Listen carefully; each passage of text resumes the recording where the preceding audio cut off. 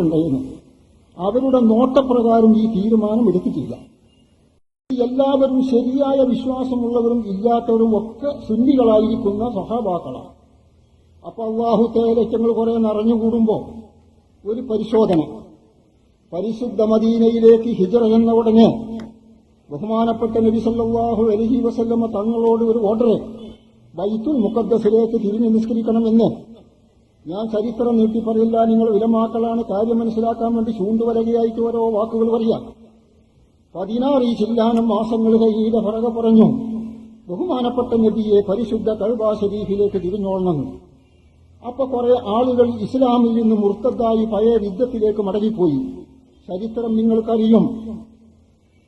അല്ലാഹു പറഞ്ഞു, വമാ ജഅൽനൽ ഖിബ്ലത്തല്ലതീ കുൻത അലൈഹാ ഇല്ലാ ലിനഅലമ മൻ യത്തബിഉ റസൂല മിമ്മൻ യൻഖലിബു അലാ അഖിബൈഹി. ബഹുമാനപ്പെട്ട നബിയെ, ഖിബ്ല മാറ്റം നമ്മൾ നിശ്ചയിച്ചത് എന്തിനാണെന്നറിയോ? നിങ്ങളെ കൂടെ സഹായത്തെ കലിമ ചൊല്ലി സുന്നിയാണെന്നും പറഞ്ഞ് കൂടി നടക്കുന്ന കുറെ ഹയവാന്മാരുണ്ട്. ഇവരെ ഹൃദയത്തിൽ പരിപൂർണമായ സുന്നിയത്ത് കടന്നുകൂടിയിട്ടില്ല. അപ്പൊ ജനങ്ങൾക്ക് ഓലെന്ന് മനസ്സിലായിക്കോട്ടെ എന്ന നിലയ്ക്ക് ഒരു തീരുമാനം മുമ്പിലാണ്ട് വെച്ചു, ഓലാണ്ട് വേറിട്ട് പോവുകയും ചെയ്തു. ഇത് സമസ്തക്കും വരുന്ന അനുഭവമാണ്.